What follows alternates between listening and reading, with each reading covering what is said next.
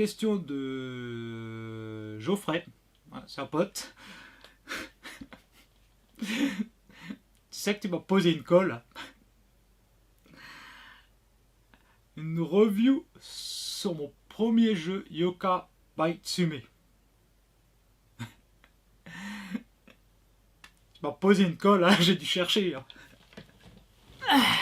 J'ai dû me chercher, réfléchir lequel c'était le premier. C'est celui-là.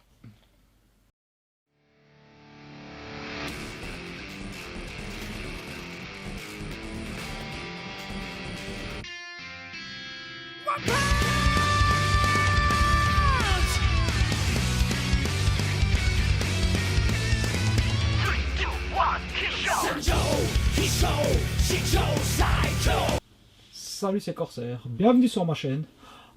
Aujourd'hui, une review que Geoffrey, mon pote, m'a demandé lors de la FAQ. Donc le jeu One Punch Man de Yoka by Tsume. Alors le jeu est basé sur un animé japonais. Donc ça raconte l'histoire de Saitama, qui est un jeune homme sans emploi, qui est déprimé et sans but dans la vie. Un jour, il se retrouve à combattre l'homme crabe. Il a beaucoup de mal à battre son adversaire.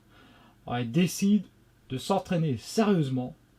Pendant 3 ans, il fait tous les jours sans pompe, sans squat, sans abdos et 10 km de course, sans chauffage ni clim. Donc autant dire que c'est bien hardcore. Hein.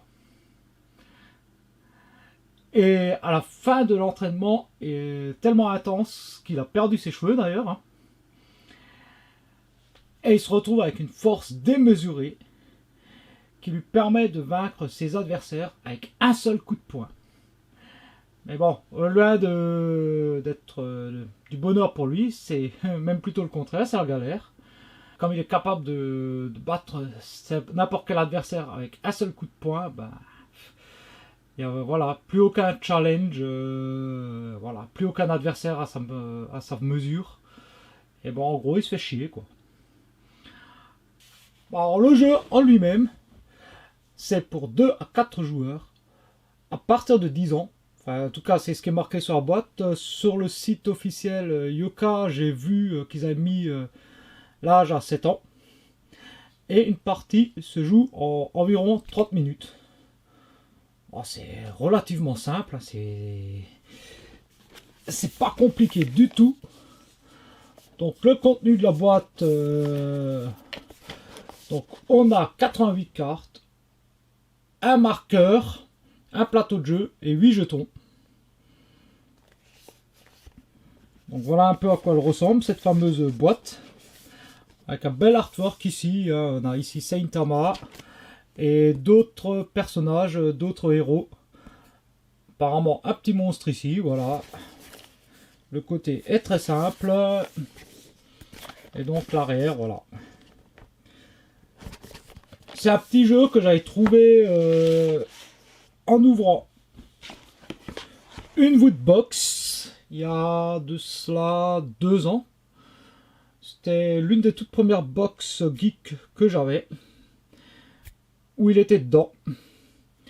Puis bon, depuis on a fait pas mal de parties et puis franchement c'est un petit jeu sympa que je recommande. Et on passe tout de suite au contenu de la boîte. Alors le petit livret de règles en français. Donc il n'y a pas beaucoup de pages, hein, c'est vraiment des règles très simples. Nous avons le plateau de jeu, les cartes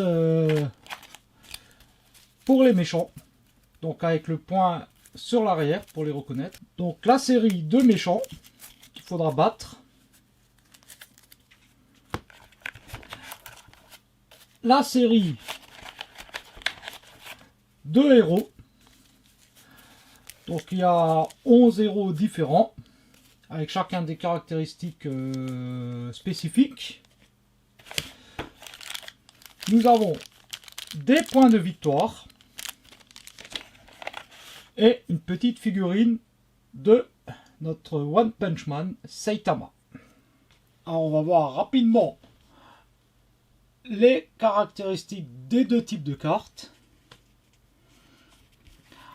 Alors pour les méchants, nous avons l'illustration de notre vilain, son nom, en haut dans le coin le nombre de points de victoire qu'il va rapporter, dans le bouclier le nombre de coups qu'il faudra lui porter pour le vaincre, en bas à gauche le nombre de cartes qu'il va falloir défausser de son combo lorsqu'il sera vaincu, et une caractéristique spéciale. Cette caractéristique, alors elle peut être soit juste au moment de la révélation, soit permanente jusqu'à ce que le méchant en question soit vaincu. Et dans ce cas, c'est écrit en italique. Pour les cartes héros, nous avons au milieu l'illustration ainsi que le nom du héros. Dans le coin à gauche, un numéro qui déterminera la manière de le jouer, l'ordre pour le jouer. À côté, des points ou des parties de points. Et en dessous, une capacité spéciale. Alors le but du jeu est de vaincre le méchant avant Saitama et avant les autres. Donc pour vaincre le méchant, il va falloir créer ce qu'on appelle des combos. En haut des cartes des héros, il y a donc les fameux points ou éléments de points qu'il va falloir combiner pour former des points complets. Donc, comme ceci, voilà. Donc là, nous avons par exemple 2 points. Et il va falloir compléter jusqu'à arriver au nombre de points demandés. Donc là, en l'occurrence, il y en a 10. Donc on va chercher. Donc 2. Voilà.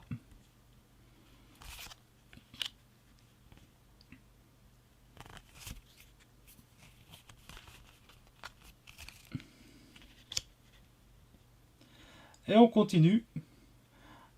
1, 2, 3, 4, 5, 6, 7,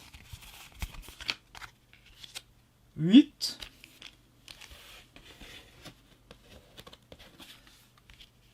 9 et 10. Lorsque le combo est réalisé avant que Saitama n'arrive au bout de son circuit, on remportera la carte du méchant. Le jeu se divise en rounds et chaque round contient les tours. Le round, c'est simple, c'est à partir du moment où le méchant est révélé jusqu'au moment où il est vaincu. Le tour, c'est chaque joueur pose en même temps les cartes de ses héros pour former son combo, ce que j'ai fait ici. Alors on peut jouer une ou plusieurs cartes en même temps à partir du moment où c'est les mêmes. Lorsque 2 joueurs posent des cartes, celui qui a le numéro le plus petit fait son effet spécial en premier, et ainsi de suite. En cas d'égalité de numéros, celui qui a joué le plus de cartes de son héros fait son effet en premier, et ensuite les autres joueurs. En cas d'égalité du nombre de cartes, les effets des coups spéciaux s'annulent. Lors d'un tour, on réalise les effets spéciaux des héros, donc dans l'ordre du plus petit au plus grand nombre. Ensuite, on forme les combos. Et à la fin du tour, si le méchant n'est pas vaincu, Saitama avancera d'une case.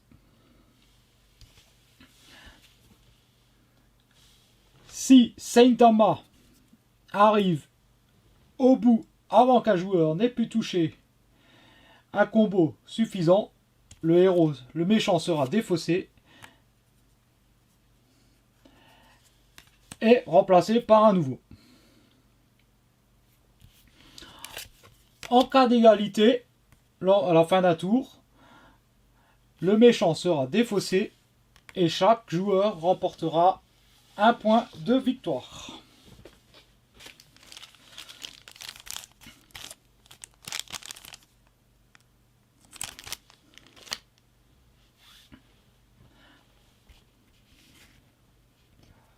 Lorsqu'un méchant est éliminé du plateau, un nouveau apparaît. On positionne Saint-Ama sur le numéro qui correspond à sa défense. Donc en l'occurrence ici ce serait 8. Donc on le positionne sur le 8. Ici, tous ceux qui ont encore un combo devant eux doivent défausser le nombre de cartes indiquées ici, à cet emplacement. Donc ici il faudrait défausser 2 cartes du combo. Donc tous ceux qui ont un combo devant eux doivent défausser 2 cartes. Seul le vainqueur d'un méchant précédent défaussera tout son combo et ne sera donc pas affecté par cette caractéristique là. Une fois qu'on a fait ça, on regarde la caractéristique qui correspond au méchant. Ici en l'occurrence, voler une carte au hasard à votre voisin de droite. Donc il faudra piquer une carte à l'adversaire situé à sa droite. Et à ce moment-là, on fait le tour suivant. En cumulant les points de victoire des méchants et les points de victoire obtenus en cas d'égalité, le premier qui arrive à 10 remporte la partie.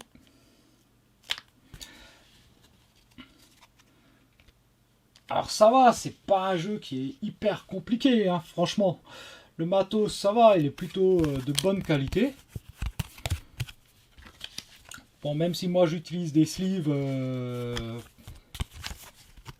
pour les cartes parce qu'elles sont quand même manipulées pas mal de fois au courant de la partie. La petite figurine, bon, c'est sympa. Le petit plateau. Les petits pions en carton.